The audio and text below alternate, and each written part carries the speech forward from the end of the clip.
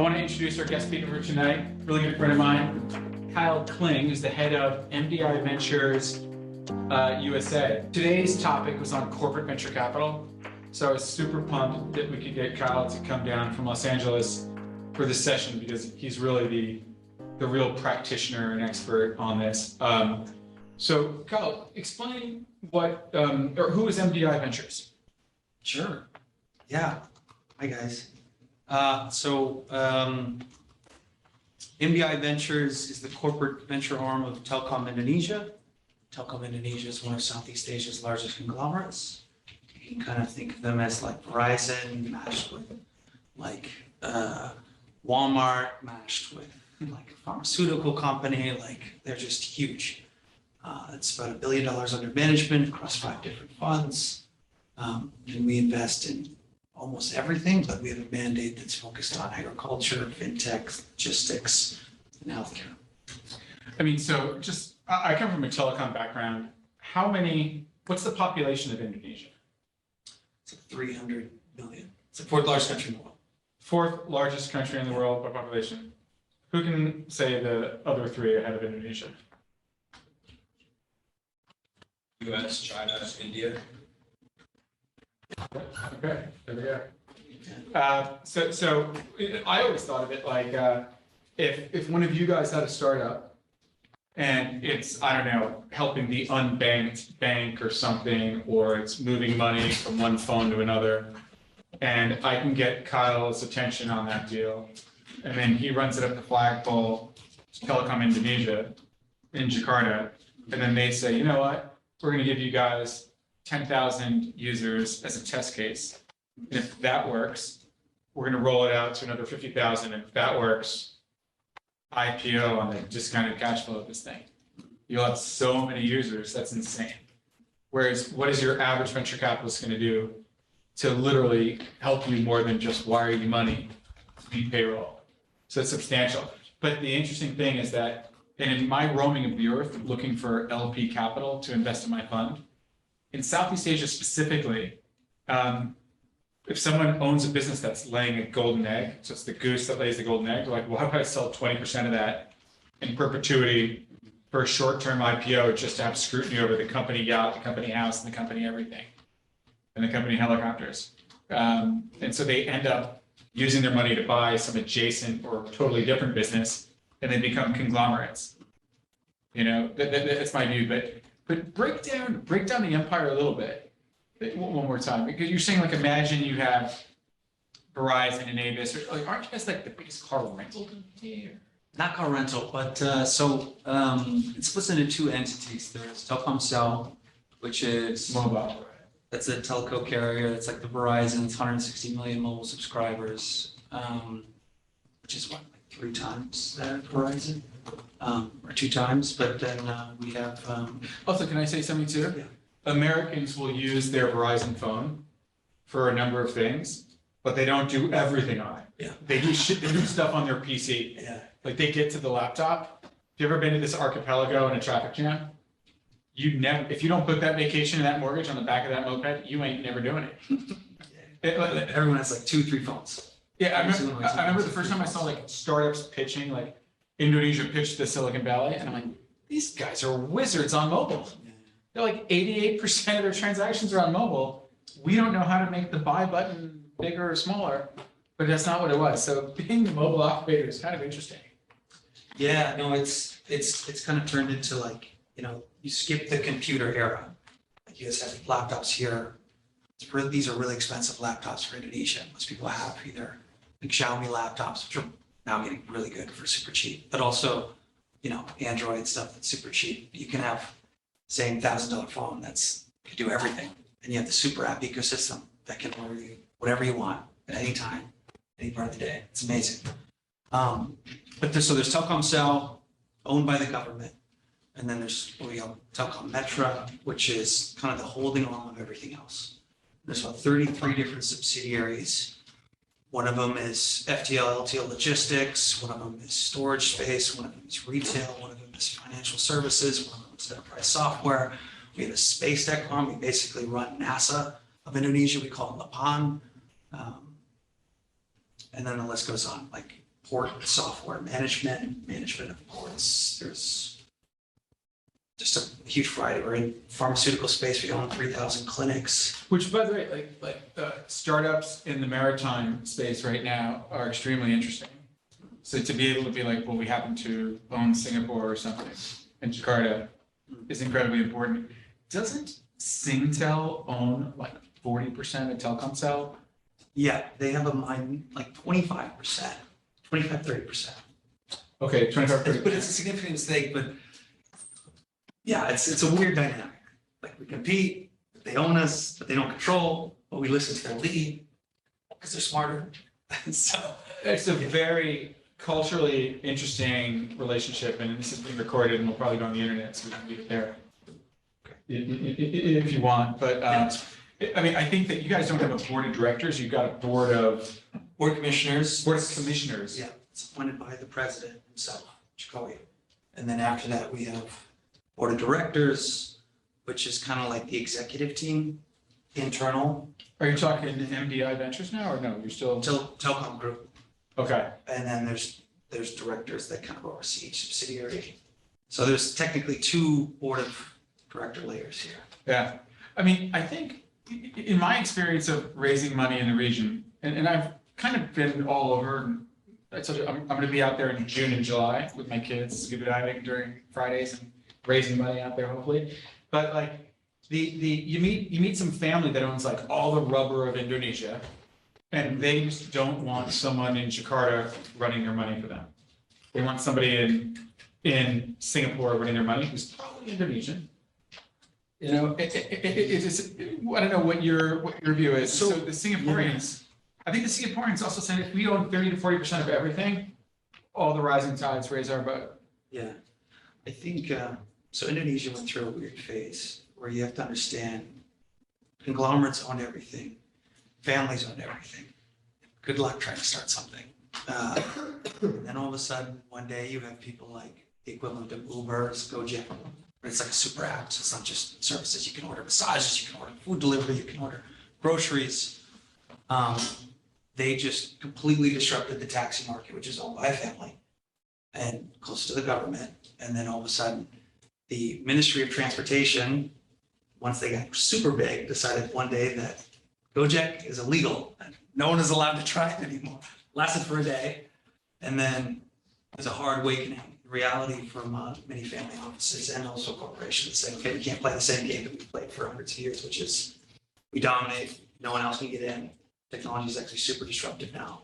We should probably start partnering with people and investing in them versus just trying to like block everybody out. Yeah.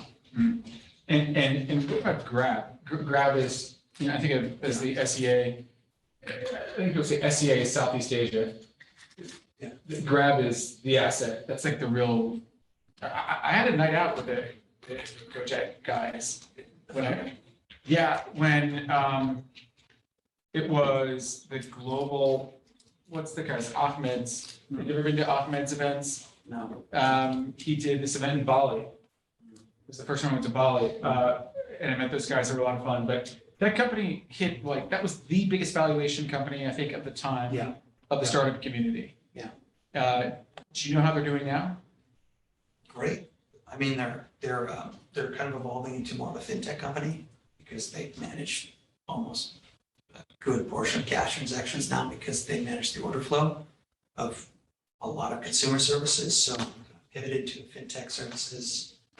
I think they bought a bank, and now they're in a good spot. They're instead of burning through cash, they're actually they're in a good spot. Which, by the way, for emerging markets, I've seen this pattern, which I find very interesting, which is you get someone like Tencent say, we're going to copy WeChat. Sorry, we're going to copy WhatsApp. And so we're going to be WhatsApp in China.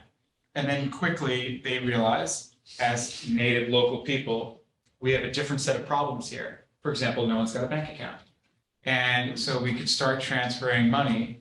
And if you're going to like drive a taxi, and the money gets paid on the app, and now you got to go gas up with gasoline, petrol, because you're getting low on your tank, and you're unbanked. All of a sudden, the Uber clone of that country is going to say, "All right, we're going to solve that problem, so you can drive 24/7 you get your like 30 minutes of sleep a day, do nothing but drive for us. Yeah. So all of a sudden you got like, they can pay at the pump with like Grab money or something, or Colombian money. And, you know, like there was a Colombian who showed me this. No one has a bank account that drives taxis for 99 taxi.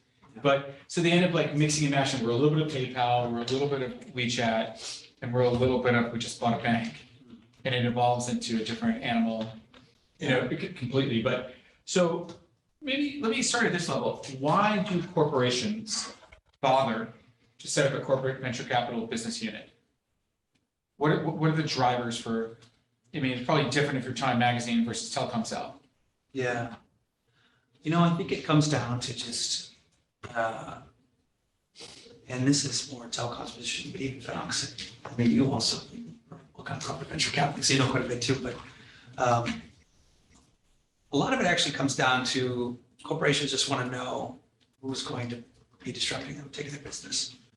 And it's a lot of more just, I think, knowledge of what's actually happening in the ecosystem, and then seeing whether or not they should do it themselves, somebody, or they should try to partner with that company because either they're going to take the customer, they're going to eat their market share, or they're going to do something that it's probably not going to be positive for the enterprise. So an enterprise is really terrible at innovating, unfortunately, because it's archaic, a lot of levels, and we've tried many, many times. I mean, we have 33 subsidiaries. We have many more before that were unprofitable and closed. And these were all businesses that were like, we just have a lot of money and we'll just hire people to build the next payment gateway. And it doesn't do well because nobody motivated or cared to actually try to win that ecosystem and try to figure out product market fit. It's people that collect salary every day. And then now you have somebody else on the other side of the spectrum who's eats ramen, lives and breathes payment gateway, and will do whatever it takes to basically beat the ecosystem and wins everything, takes all the money. And it's huge valuations, tons of money from tons of investors, completely outpaces us. And then what can you do? Like a really good example is we own one of the largest data centers in Indonesia, and we're trying to take that data center public. And we had this idea, it was like, okay, how do we make that data center more valuable? Maybe we should try to invest or acquire some type of technology company that we can kind of roll it up into it so we get a much better valuation. We ended up investing into a technology company called ZenLayer. Should check it out. Very smart right now. Okay, there you go. See this? But It's got a deal flow. ZenLayer. You're the public. It's gonna go public next year? Yeah. Singtel's good job. But anyways, it's a team. The guy who used to work for China Telecom, who basically ran the complete whole networking infrastructure at CVC and everything else, everything. He left, started ZenLayer 6 years ago, started as more of a traditional co-location service, built an amazing technology stack, completely blew us out the water. Like their revenue right now is more than our data center business. And we do hundreds of millions of dollars of revenue. Sure. And they're going to just completely pass us because they have more energy, they have more drive, they care a lot more, they have better connections. And for us, it's just like, it's a regular day, it's an average job. Like you can't compete with that. So of course, like we buy them, invest in them, we try to like partner with them and figure things out. But yeah, I mean, that's kind of the basis of why I think corporations have a venture arm for the most part. Some do it for capital gains. You know, it's like we've been one of the most, luckily. We're only in a short time period. We started in 2016 as MDI Ventures, but been around since last few years. But we had enough exits where we've been actually pretty profitable. Like one of the most profitable groups within telecom. With DP distributions or just total value? No. This is cash disbursements. Wow. Yeah, there's some very lucky situations, but Yeah. No, it's a short amount of time. That is, I mean, like I've got a 2014 and a 2016 vintage, and we're at like 15x, but on paper, like you know how Jerry Maguire's like, show me the money. I'm now like, wire me the money. Don't show me the money, because like I show you the money, and they're like, well, what if I die tomorrow? Yeah. You're not wiring me the money. That's great. That's great. Now it kind of changes the conversation to, yes, there's a synergy aspect, but then there's also the aspect of we can make a lot of money, be very profitable, shareholders are happy. So that's the other part of it now, which that's also nice because if you can play both games, then you get a little bit more freedom as a corporate venture capital firm. Because maybe I don't know how much these guys know or not know about corporate venture capital. But we want them Yeah. to know from getting a real CVC. like Yeah. you. If you work for a traditional investment fund, kind of have a lot more freedom to do what you want to do. Okay, traditional meaning someone like me. Yeah. I'd like to be in his shoes because he can do what he wants. I have a lot of red tape. I have to prove to my synergy team that there is, like, this company can work with Telkom. I have to like show our board of commissioners why this is actually a good deal and why it's going to benefit the country of Indonesia. Like, it has to fit into a vertical that we have agreed on ahead of time, which changes every time there's a new board of director. Like, Which how often does that happen? so every In my life of experience of trying to get money out of this company, it's changing more than I can handle. every 6 months to a year. It changes constantly. So it's like, we'll look at a whole, recently we spent 2 months looking at 5,000 agriculture technology companies around the world. We'll invest into maybe one because that only the one that fits our tape that we Well, like. I mean, a lot of people without the different drivers could argue the same thing. We're looking at the pin at the edge of the needle of the haystack, not just the pin. Yeah. But I think at a high level, this is something that everyone should understand. Like, this could be on your chest. Is that a normal investor, a normal VC like me is there for financial return, perhaps some impact, and I want to do good in the world. But a corporate venture capital business unit or firm or fund typically is going for two things: a financial return and a strategic return. So you have your Intel, and there was a time when Intel had 80% market share of every central processing unit in every PC. And so if they could get people to upgrade their PC by introducing language recognition software that uses a lot of CPU, transactions per second, and everyone buys a new PC, well, they just sold 80% of those. So like they're there for the strategic return. The amount of money they make investing in Dragon software, even if it's a home run, it makes 100x return, is nothing compared to everyone in South Korea buying a new goddamn PC. And that's just one of 186 countries that they dominated. So the strategic return, the synergy team is huge. Now, what's really interesting about Kyle's job and his skill set, I think, is that it's far more complicated than selling CPUs. Holy Christ. I mean, it's worth it for you to understand the intricacies of, like, just Putin want to announce on May 6th victory or what? Like, it's all connected because you've got governments with voting positions on all these things. So it's also interesting that I know Telkom, do they still have their own CPC? The wireless guys? Telkom Cell? Yeah, Telkom Cell Ventures? They do. Yeah. I mean, we manage it for them, but they do, and they manage themselves. It's weird. I don't know. But yeah, it still exists. Because normally, in my experience, the CVC is more dealing with one large business, and they're looking to make financial returns that leverage that business and look for strategic returns and financial returns. Like in my book, I think the first case study I used was the birth of Motorola Ventures, where the very first investment they made had $1 billion exit within a year. And so it minted them 100 million. And so Within 1 year. Within a year. And I forget, we have to go my book. Okay, read the book. Yeah, I should read my book. But the key thing is that once they had deployed a little bit of money, where they had to fight for every single check. So it wasn't an off-balance sheet dedicated fund with a specific amount of money. It was, there was a young guy in the M&A corporate development, corp dev, is what people call the M&A team. So they're doing the mergers and acquisitions. They sometimes sell their stuff that they orphan and don't want anymore, but they're generally buying. And all of the investments were falling into the M&A team. And he said, can I shoot off and make my own business unit that does nothing but investments?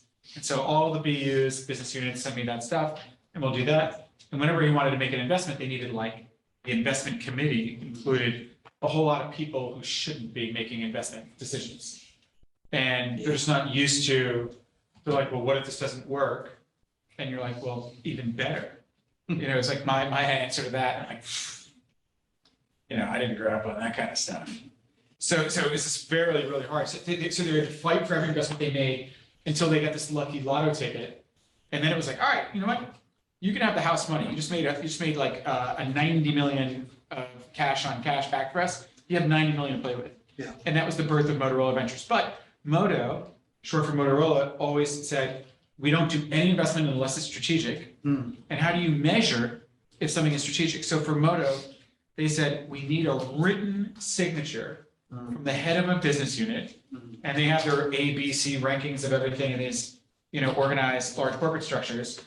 And they said, if you get a signature from the head of a BU to say, I will do business with that startup, or I will not invent it at home, which still I say do the investment and invent it at home, and like Steve Jobs has competing teams or something, but that's not how they thought, then we will not make the investment. So if you want to get funded by Moto Ventures in the old days, you've got to actually make like a software enterprise sale to a BU before they can even do the wire transfer.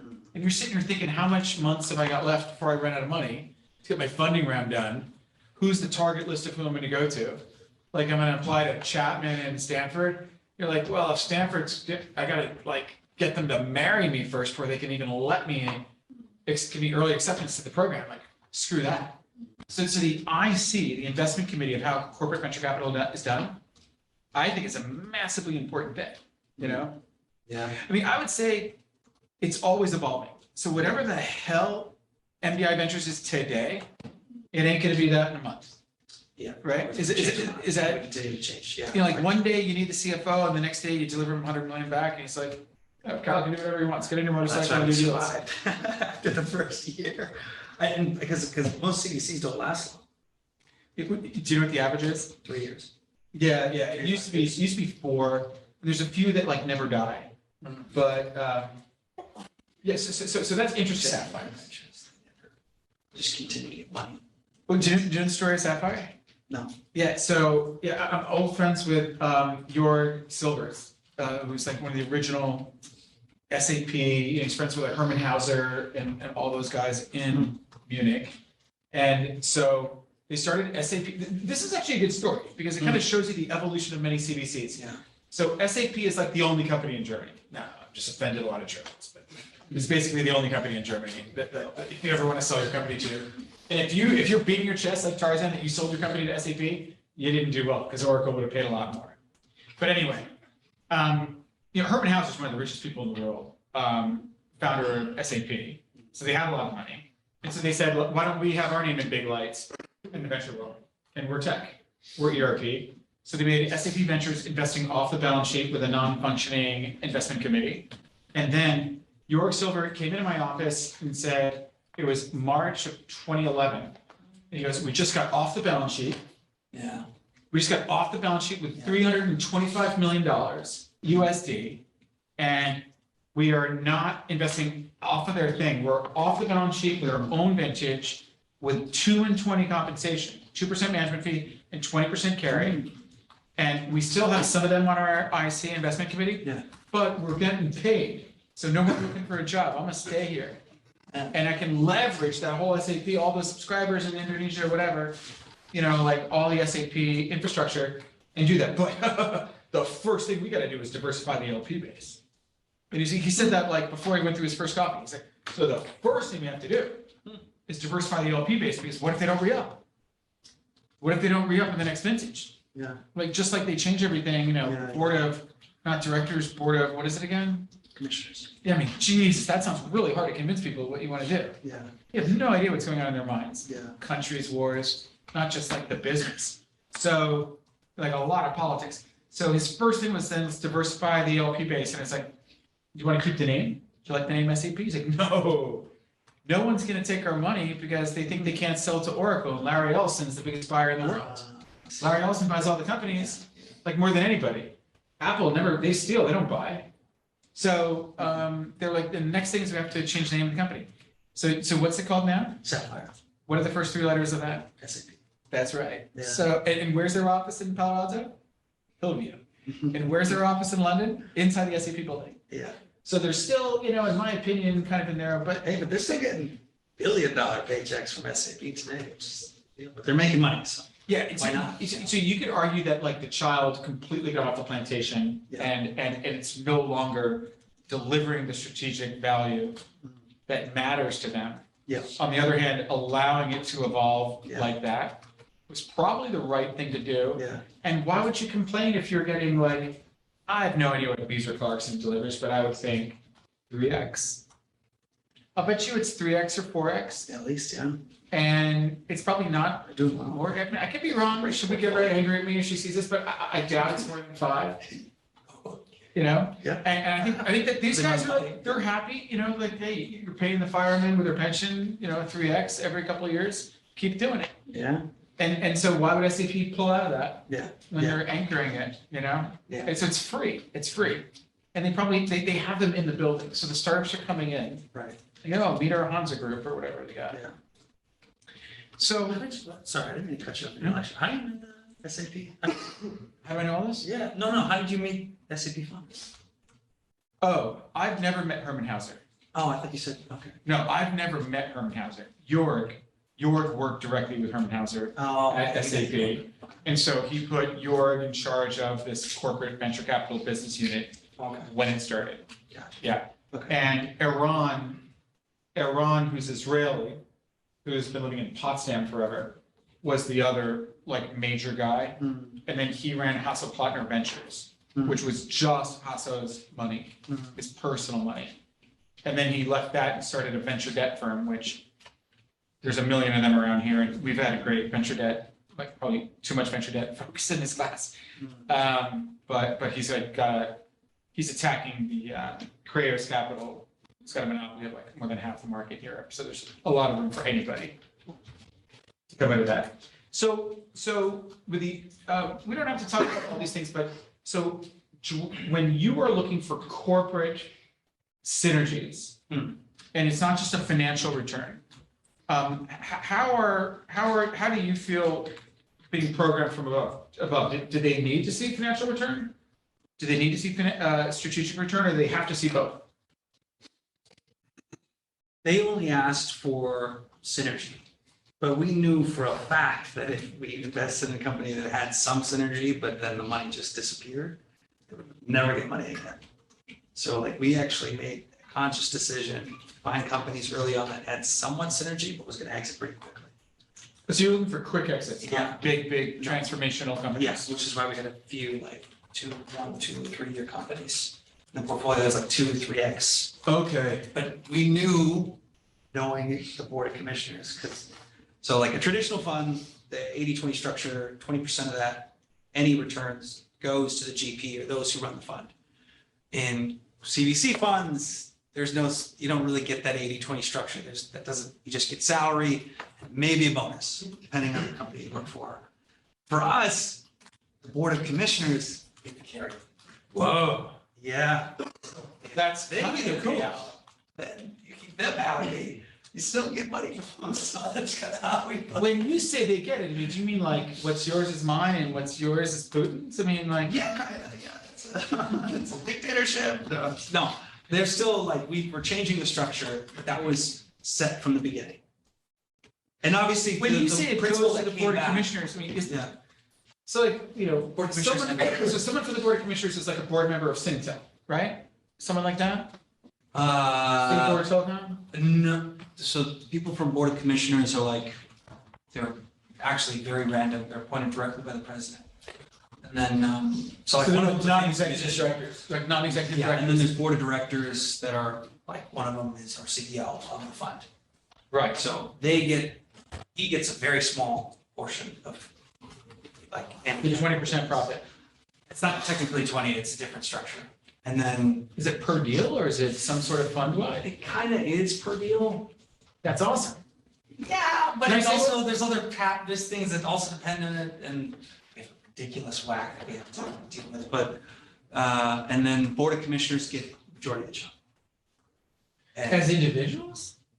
Yeah, dude, you gotta get me on that board. I would love to be there. Check out my place in Bali. Yeah, I know, it's ridiculous.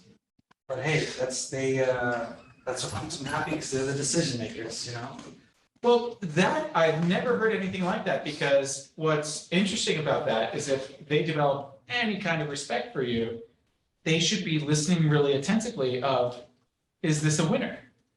Well, so what happened was they had severe limitations on our first 100 billion about what the team could take away for a lot of different reasons. They're afraid of corruption.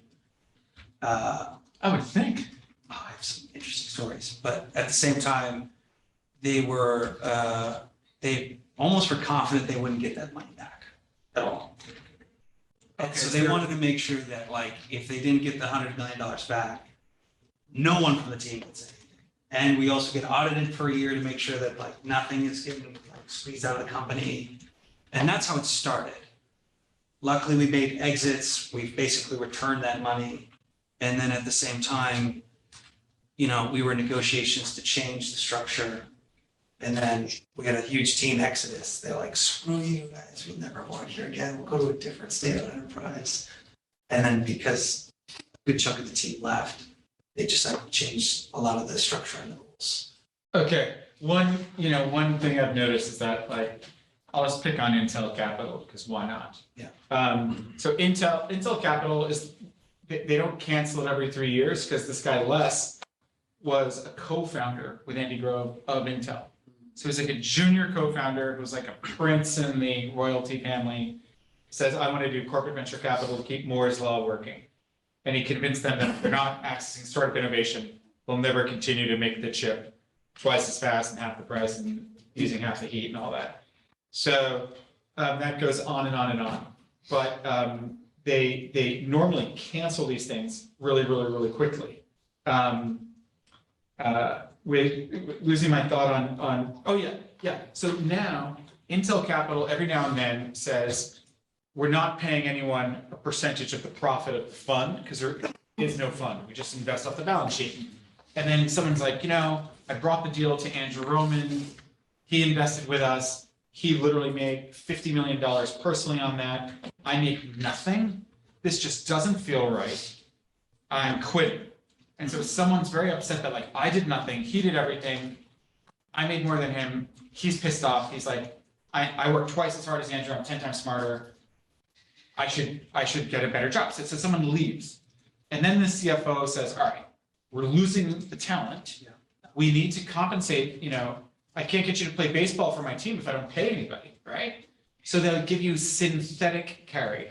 So they give some sort of algorithm for if Kyle sources a deal and it turns into 100xer and it ensures our program continues, you better pay the guy, or someone like Andrew's gonna hire, or, you know, invite him in as a partner. So they then always go through a hit happens, and the CFO literally is writing checks going 12 million, 8 million, 32 million. He'd rather just get a hammer and start punching himself in the face than pay these people. He's like, I've been here for 27 years and I make $450,000 a year. And I'm paying this little 8-year-old punk $16 million. I'm not gonna allow this to happen. I'm gonna smash everything in everyone's office. And so someone has a tantrum and they remove the carry. And then the guy takes his $6 million check and starts his own fund. Gets to Temasek to put up half the money. So like, you keep seeing people leave. So the longer, here comes my big insult to Intel. The longer you've seen someone employed by Intel, that's how you know that's the bad one.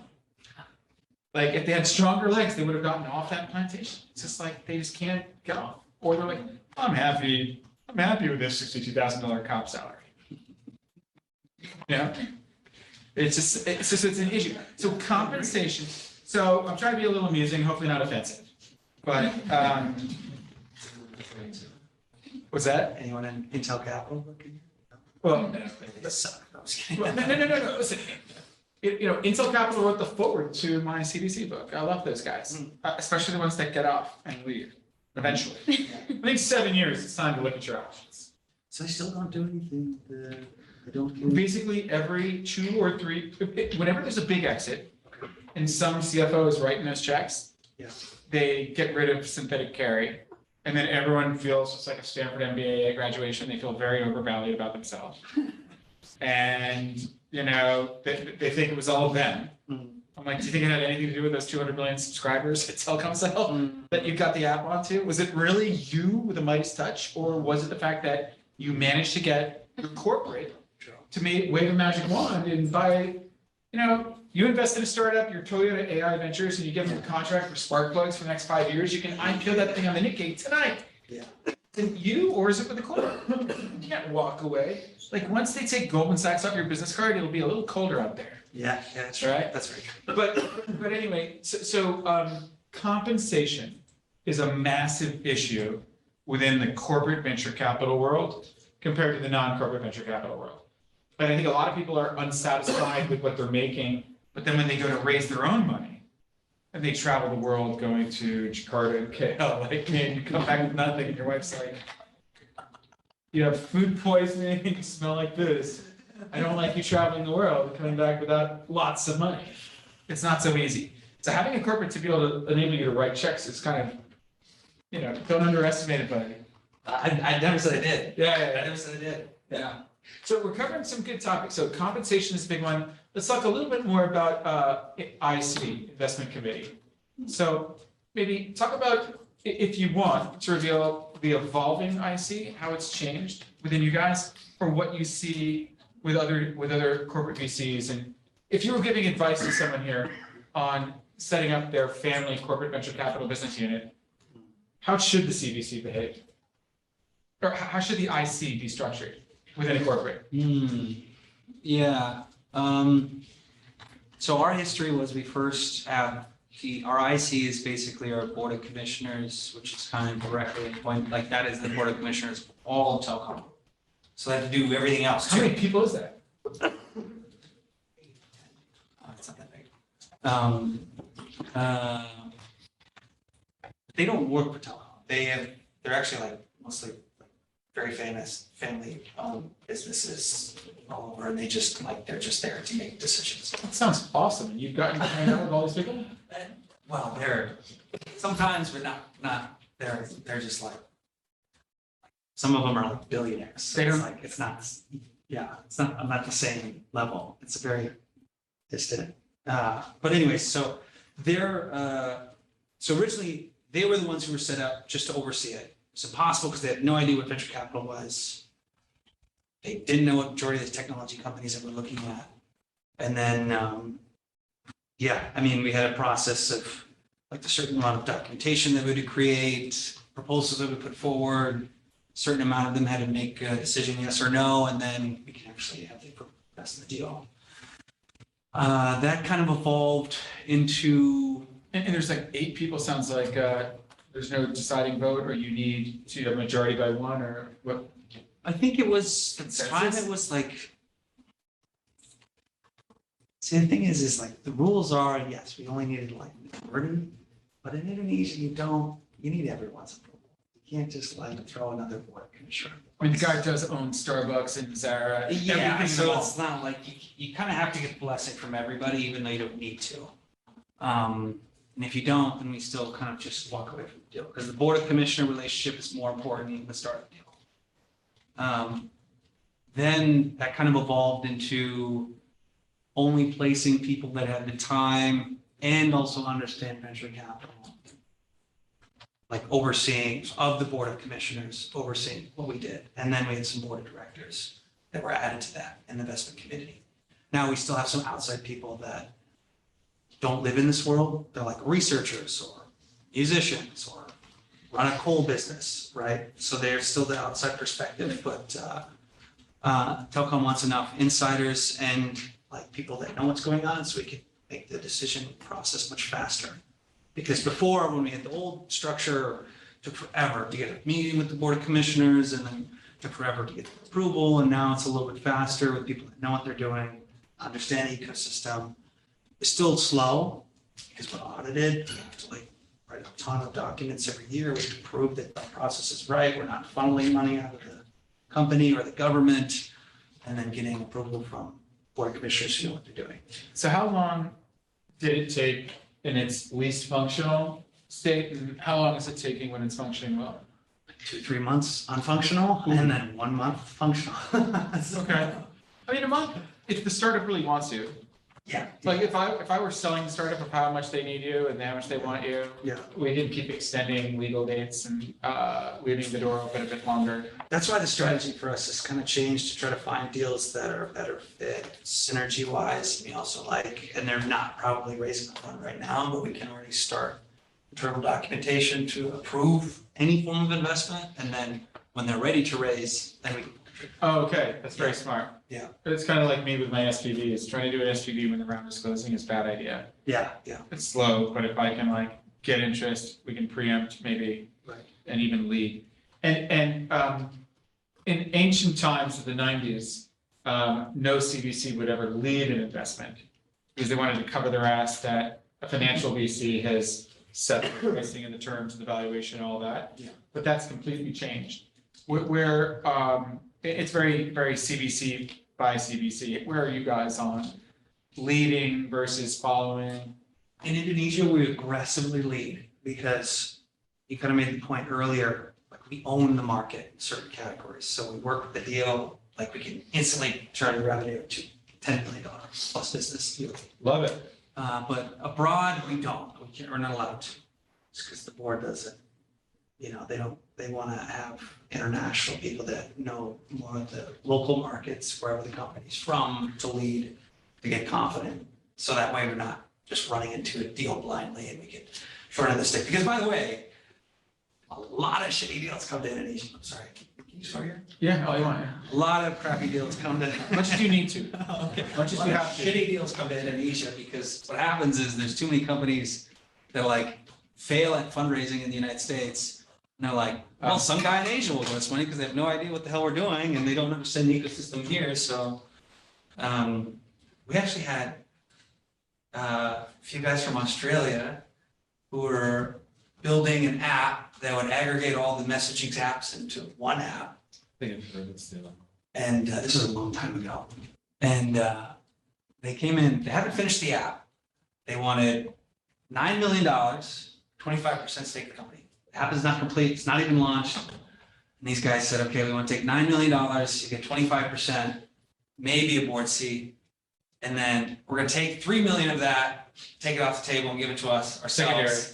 Put it in our pocket for all the hard work we've done for the last 3 years. And then the rest of it, maybe we'll do marketing and engineering. We don't know yet, but that's the deal.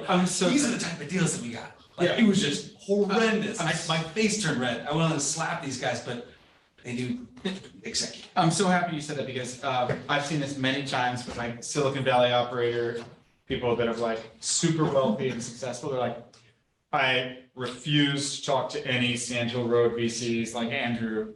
I'm only dealing with strategics. And I'm like, so this is a bad deal. And how much of a secondary are you working? So the secondary is there, they want to take like millions out, pre-revenue, and they want high valuations and a large check where if the guy doesn't have carry and it's totally synergistic with this canister to that data center box, you know, they think they can pull it where like no one would see how they're going to exit and make a return that fits with this, the dilution, Right. the risk, the hardware, everything. Yeah. That they think they can go to corporates. Whereas that may have been true a while ago, but I think a lot of the corporates see a lot of deal flow and they're not buying like you're not going into that Aussie deal. Yeah. So in the US, and by the way, I love the way you do these deep dives on like healthcare IT and make these maps. Like Yeah. you work hard for CVC compared to most of the CVCs. It's like you're Japanese. They want to see what you're doing. You're showing them decks and stuff. Yeah. But like, how many deals have you guys done in the US since 2016?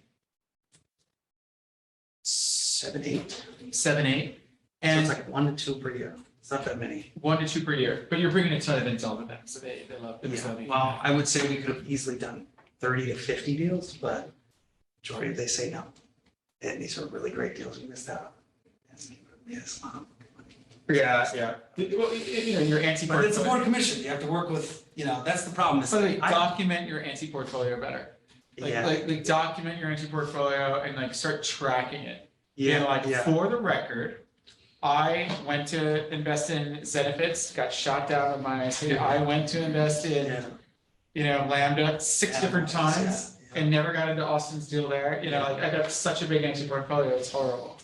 Yeah, that's kind of like, I think we spend equally amount of time convincing the startup to take our money as the board of commissioners to give money to the startup. So how it's does like we run two things at the same time.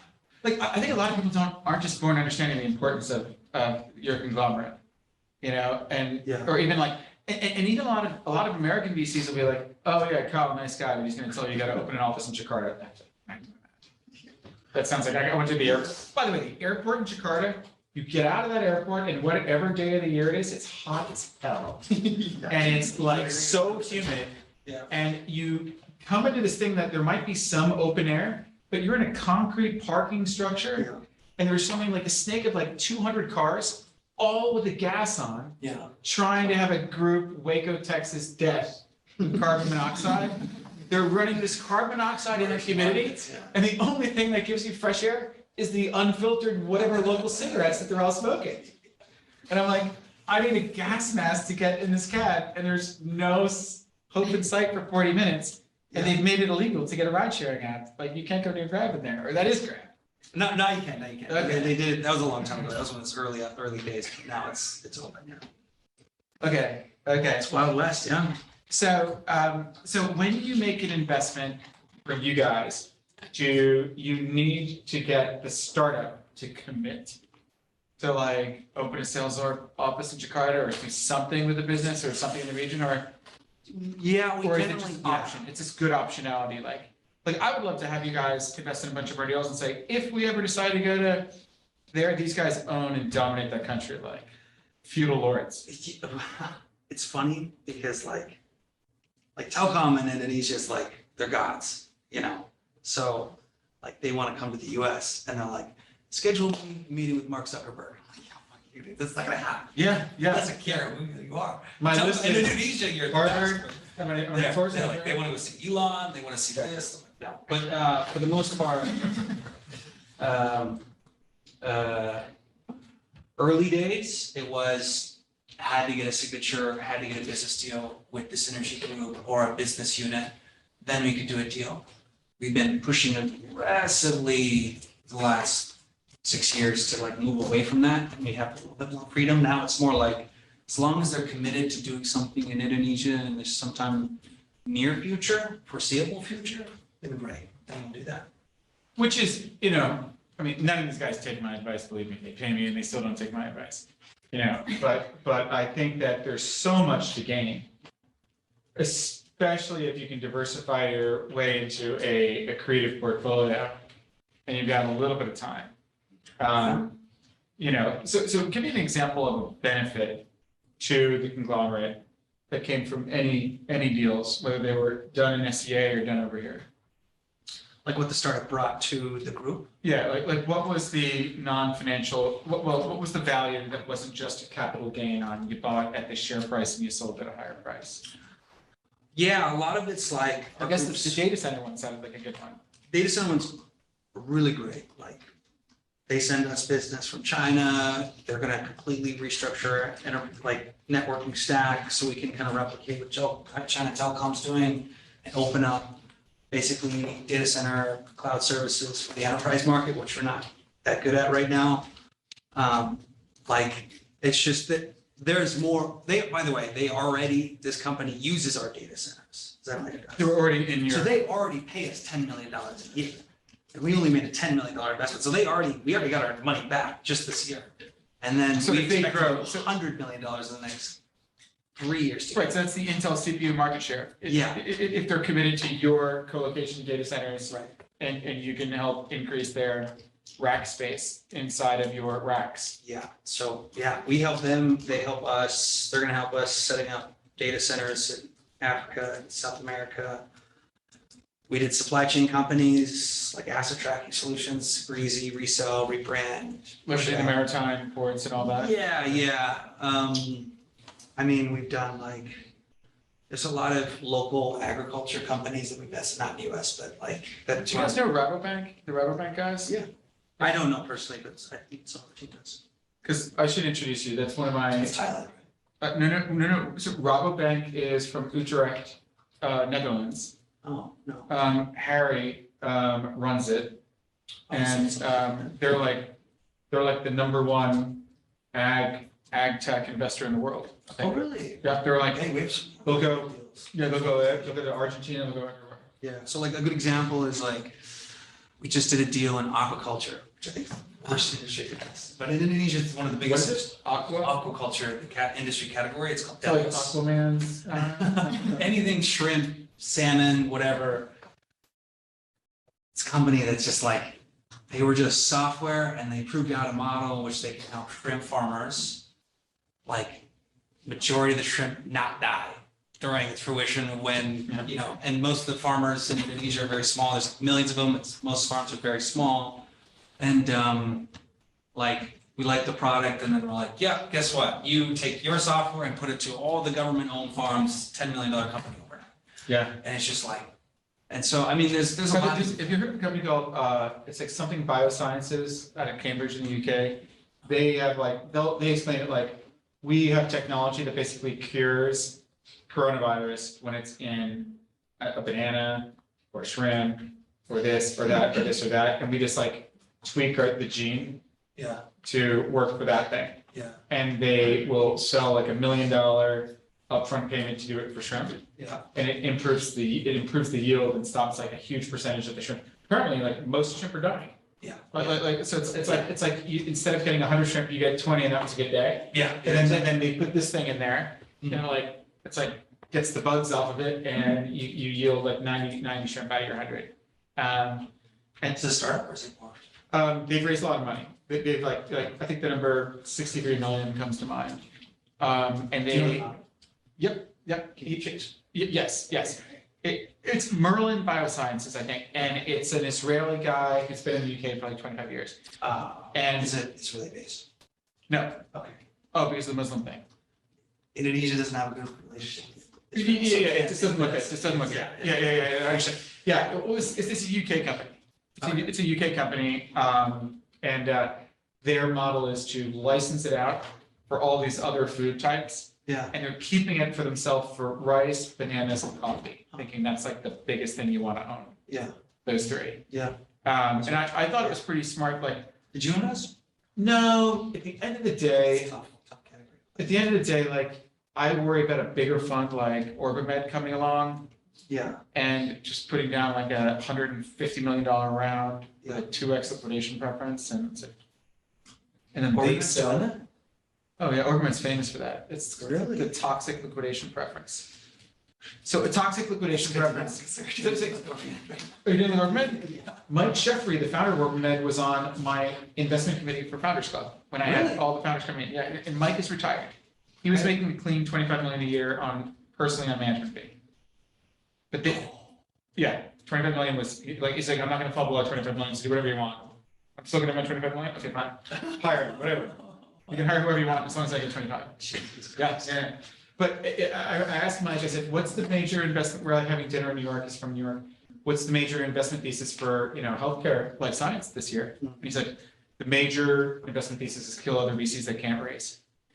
And he's like, all these VCs have not delivered the fund back. Yeah. So people are not re-upping in their funds. We're so big that we can always raise. Yeah, And so we can come in with a liquidation preference. So the whole class has been like tested on liquidation preferences. Like Yeah.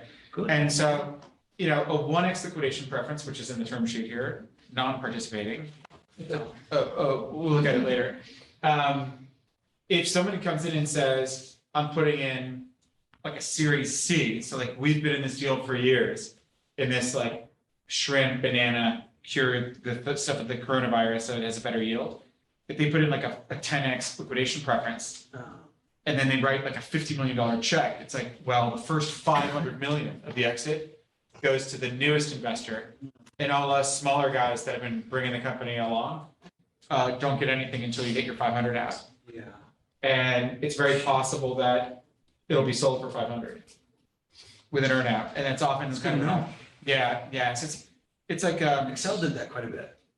do they? Yeah, especially for some of the deals that we worked on. They came in with They a, did some, most- Excel did some shady stuff, by the way, that we almost went to lawsuit with them. But, sorry, Well, I'm no, just that's distracted. okay. I mean, Kaya Greenlander, who was the CEO of Sonera in Helsinki, he was on the board of Facebook, hired me to raise money for an Israeli company, My Things, and he ended up going to jail. Yeah, Really? yeah. I was like, why don't you use me to raise money for Facebook? I was like, I don't need you for that, Andrew. But yeah. So let's think of some things that help our students here get a couple of takeaways about corporate venture capital. So a key thing here that we're hearing is that you want to make money to keep the cash flowing and not get canceled. Right. So you're whatever they're telling you, you're motivated to make some smart investments that return money. You also are not looking for the transformational company that's going to save mankind in 15 years. You're looking for like some points on the board a little quicker. Earlier on, yes. With some of them? Hopefully later, we try to now blend it. You should. And then you have a synergy team that you got to deal with. Yeah. And so that's being overviewed, and that could be good because you're sitting here in Southern California. You're not over there seeing all 35 business units. Yeah. So it's kind of their job to figure this out a little bit. Yeah, Or it's their job every day to just be with every business leader unit and tell them what we're doing and then also what they need. and Make good friends. And after you've completed an investment, do they start working with your portfolio companies? Yeah. Like how is value delivered post investment? Normally before the investment process, we kind of establish the way that we want to work together. And then after that action plan is just put into place post investment. So it's like, okay, great. We decided that we're going to resell your product and we're going to push it to these 3 subsidiaries. And by the way, it's not just Telecom Group anymore. Like we have a responsibility to all state-owned enterprises, which is all 200 plus conglomerates in Indonesia. Jesus. So it's like the oil companies, pharmaceutical companies. They should make your fund a little bigger. Yeah, they should. That'd be nice. Yeah, that'd be really nice. And yeah, let's see.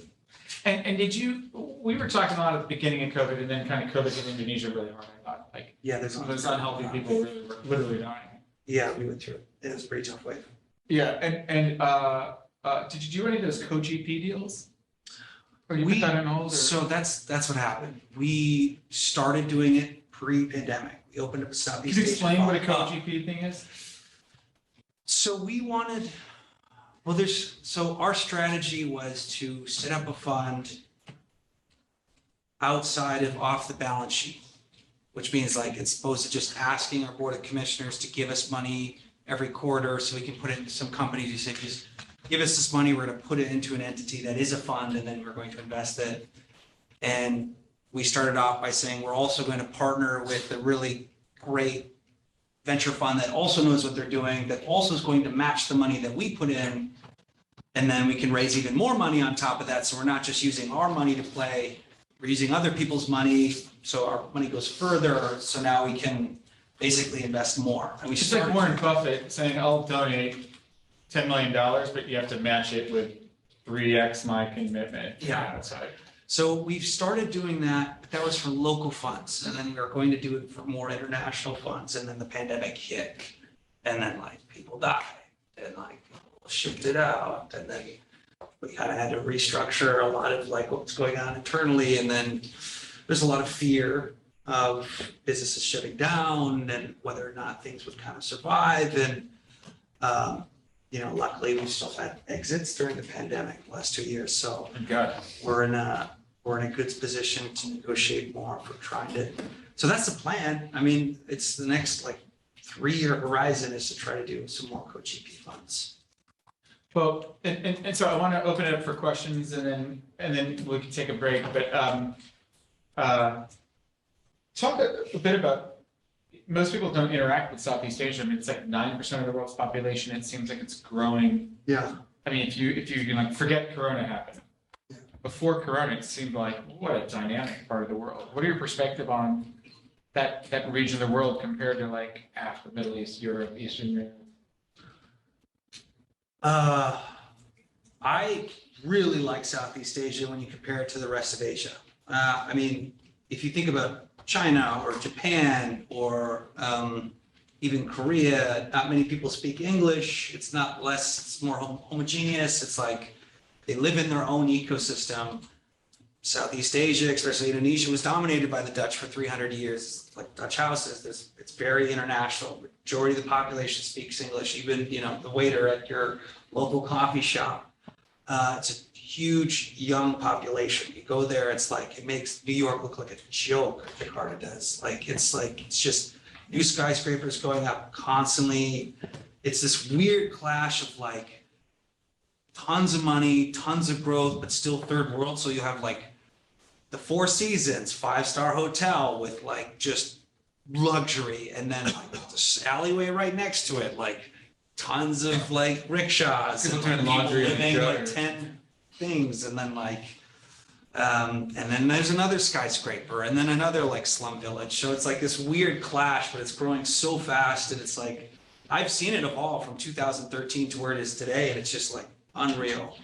Like the growth there, they just skip.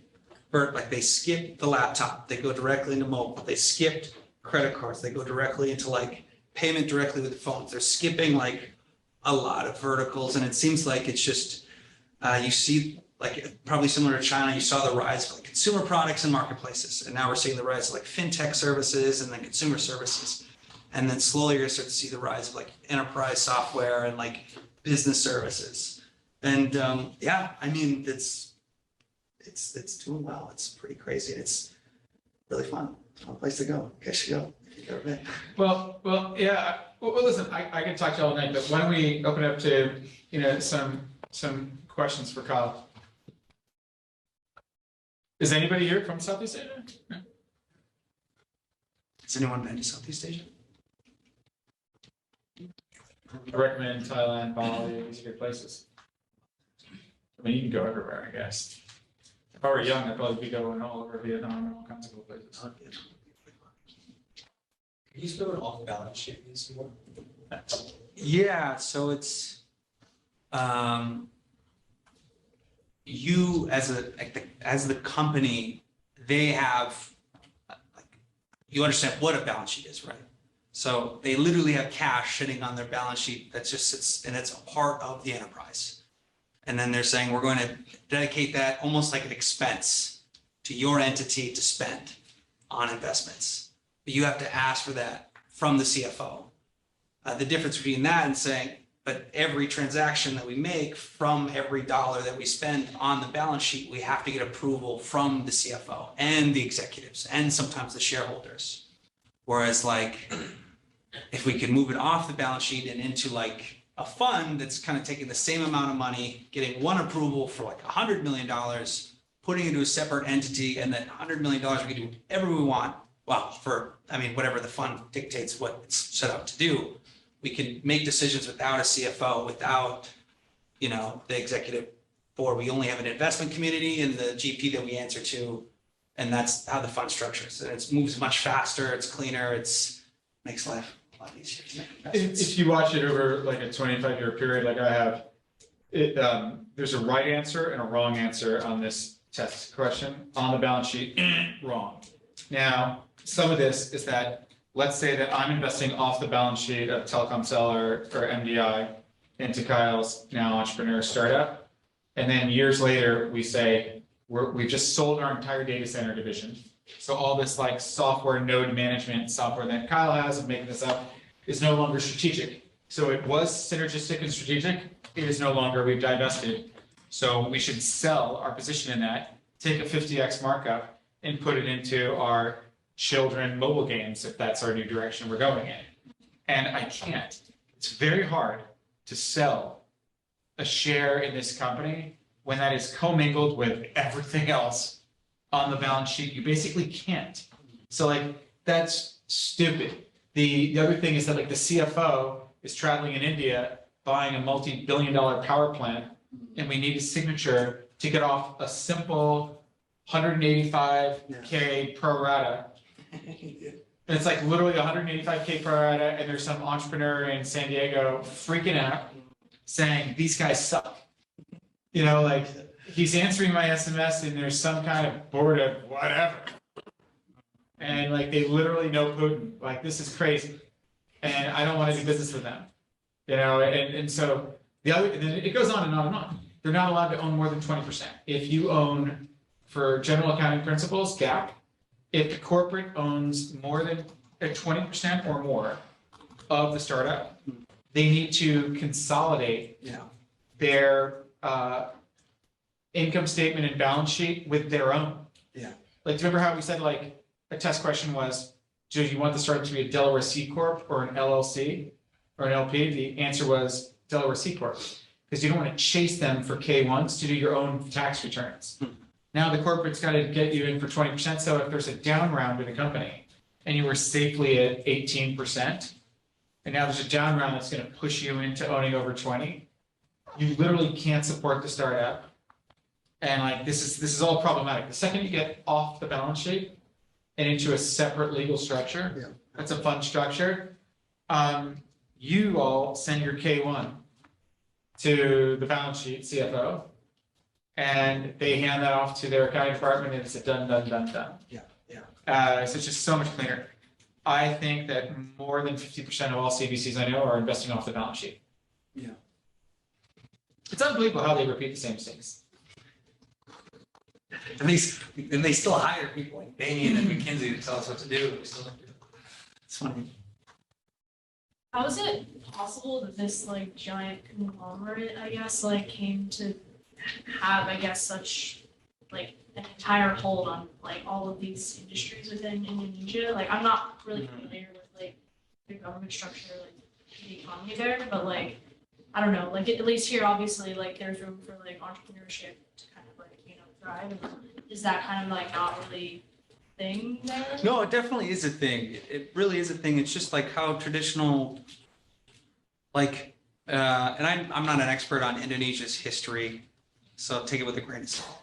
Generally, what I understand is that for the longest time, like a Dutch company who basically ruled Indonesia for the longest time had, for 300 years, had and built a telecom company that just ended up being the biggest telecom in the country. And that was a private enterprise.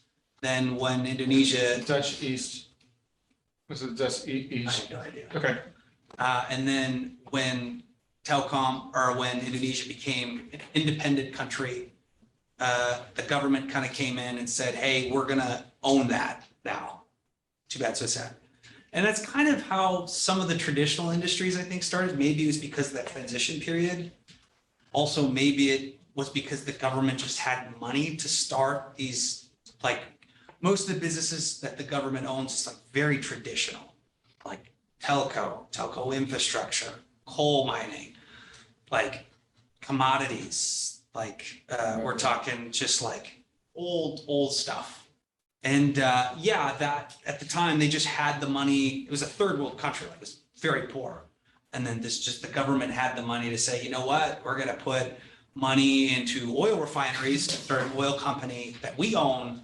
We can take money and put back into the government and reinvest in more state-owned enterprises, or we'll just take whatever they don't just do that nowadays. They don't just take businesses anymore. But I think back when that shift to independence, they did. But now there's, more non-state-owned enterprise and family offices that are becoming big conglomerates, like the Uber equivalent, like Grab and Gojek are huge, very influential. You're starting to see more of that in each industry category. And that's a good thing. It's a positive thing. That's what freaks out the government. Do you ever find it difficult to navigate through changing laws or corruption when investing abroad? Or not necessarily in Indonesia, I know you work there long, but does that ever really factor into your decisions? Or We have a full-fledged legal team that deals with that. Normally, we don't have issues, and most of the time, we actually are we're pretty good at investing in any country. The only time anything ever becomes an issue is if it's going to look bad on the government. And so we can't invest because our government, for some reason, has an issue with the Israeli government. And if the government of Indonesia is investing in Israeli companies, then it makes the current president look bad. We can't do that. So there's more stuff like that versus the US has a lot of rules about the US just has a rule now that they've launched that basically says if you're a foreign company and you try to invest in so many very strategic or like national technology that, national. CFIUS? Yeah, CFIUS. Like you have to register and get approved by the US government. Now, we don't do that because the US government doesn't have a problem with Indonesia. But if you're a Chinese investor, you probably should. But By the way, if you watch the George Hoyam podcast of mine with In-Q-Tel, which is the CIA fund, he, I don't know if he says on the podcast, but he said it to me. He said, CFIUS is only to stop Russians and Chinese. yeah, It's only for the Russians and Chinese. We don't care about anything but this. but yeah, not really. And Indonesia's not like corrupt anymore. So it's not like a big issue. I don't know. Does that answer your question? So when you go off the balance sheet, does it change the way that it's structured? Like, I know you talked about how you don't have an 80-20 structure and like all of the earnings go to the company. So if it's off the balance sheet, does it change? Like, is there more money in it for the people like you, or is it the same? Yeah, if we take capital and we put it into a fund structure and a management, then of course, we try to structure it like a traditional fund. Yeah. And then it would have the 80-20 structure, 2% carry, And perhaps that's the not 2% audited? management fee. Yeah, Yeah. that's not audited? Like, because you said you're talking about how like your other investments are audited. I mean, Are all VC funds like fairly, like, do they audit? Like, I know some audit themselves because LPs want it, but. So I can go to that one. So on the first part, you see an evolution of many CVCs go from investing from off the balance sheet. So the money is on the balance sheet and they invest directly in the startup. And there's all kinds of problems with that. Then they evolve to say, hey, this is something people use me, they bring me in. And like, you know what you want, you don't need me, but I say, let's get Commerce Bank on the phone. Let's get Salesforce Ventures on the phone. Yeah. Let's get, M12 from Microsoft on the phone. If they're all doing it, maybe you should jump off the bridge too and take crack as well. Like they're all doing it. Let's have some peer pressure and get off the balance sheet. It just kind of helps a board of directors or overseers, agree on that. So there's an evolution of getting off the balance sheet. But when you do get off the balance sheet and you're making that migration, I've seen CVCs that are on the balance sheet make the mistake of saying they're trying to get 10 things done at the same time. And I advise saying, let's pick our battles and do one at a time. So let's just start by getting off the balance sheet. And so we have got a dedicated amount of money, not fighting for every deal, and saying we've got this much money, Kyle can do his job, he's now gonna make 8 investments a year, up from 2, because we believe in that diversification. So and then a second thing is compensation. Should we, after we've returned 100% of paid in capital, and what's our budget? By the way, another mistake is that they think 2% management fee is like the grass is greener on the other side. You might be better off with whatever the hell your budget is now. Because if you only end up with like 15 million to start with, and you're all running around in big black Mercedes Benzes or whatever your motorcycle is, that 2% was a smaller budget than what you were getting. And then you actually benefit from all those people in the corporate weighing in on your DD and stuff. You don't want to pay all those people out of your 2%. Yeah. You need that for yourself. You live here. So it could evolve. But a lot of people just want to forklift from a bad situation to a perfect situation, and they've asked for too much, and they're going to get shot down, I think. I think every one of these things is so unique. Every child is unique, every human is unique, every CVC is unique, every corporate is constantly changing. So you mentioned an auditing process and how the board of commissioners is picked by the government. So what is the auditing entity comprised of? It's KPMG or PwC or E. They're one of the big 4. We just hired. And there's a continuum of big 4 auditing and saying like we're audited, and then like mine. So like I use this HC Global Fund Services, and they demand to see evidence of the share price. Yeah. So like they're like I didn't realize I was signing up for this much auditing. But then I was like, you know what, just go on with it, right? So I'm not like KPMG audited, but I'm like audited way more than I ever thought it would be audited for a fund as small as mine.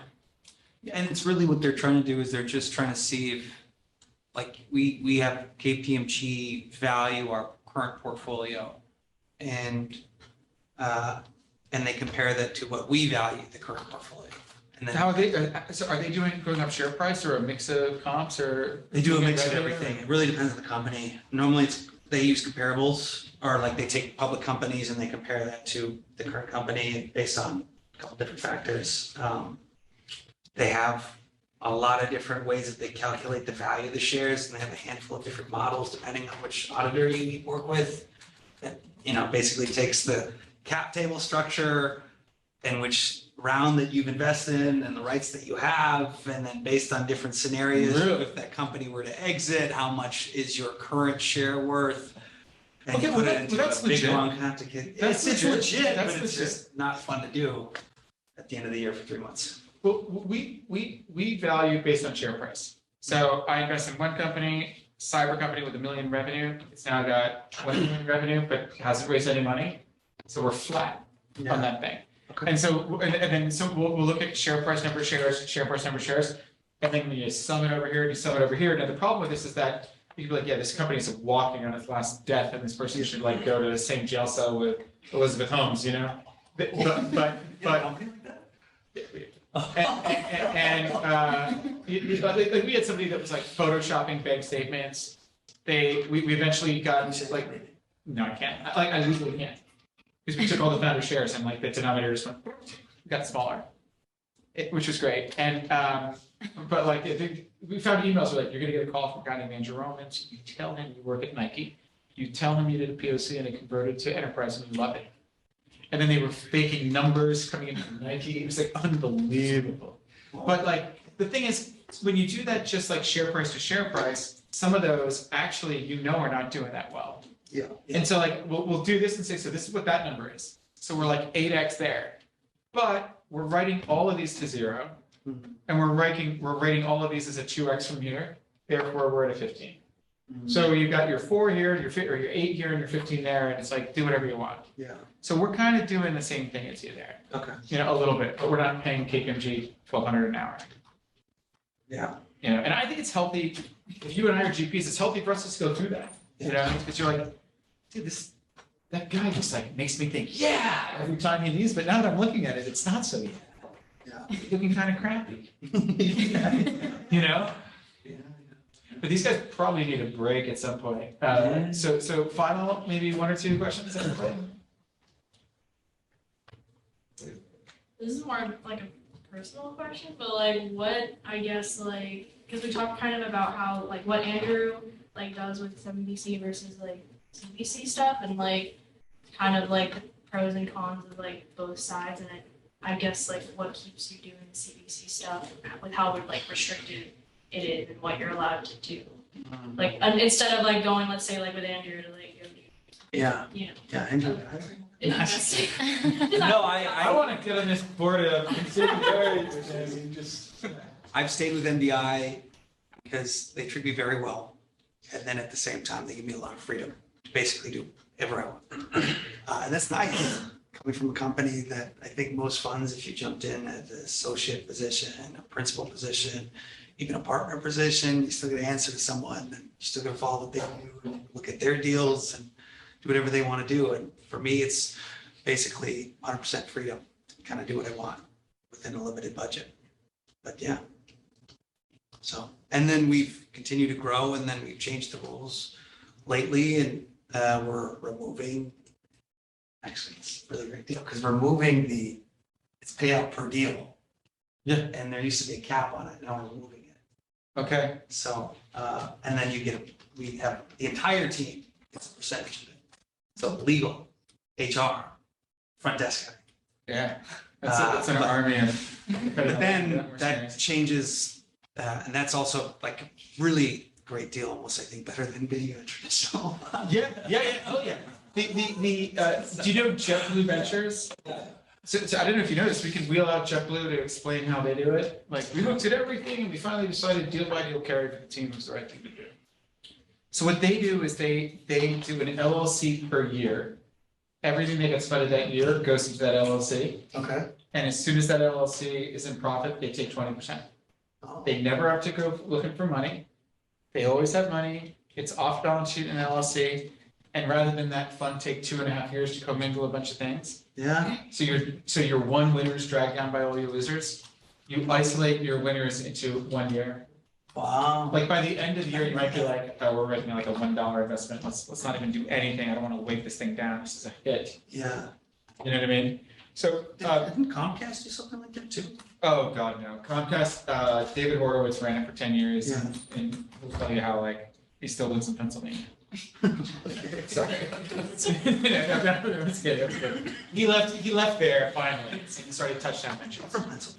Dude, I love I'm just kidding. That really means code. I'm from New Jersey. At least I come out and say I'm from New Jersey. You're from Philly? Which part of New Jersey goes to school? Listen, we can't hold you this much longer, and you guys probably need a break. So thank you so much. Hey guys, let's take a quick photo. Can we take a quick photo of our speaker here? Can I get a volunteer to take a shot? I'll take a picture. Yeah. Take a picture of everybody. Yes. We'll get everyone in the background and you in the front. Can you guys kind of come in a little bit?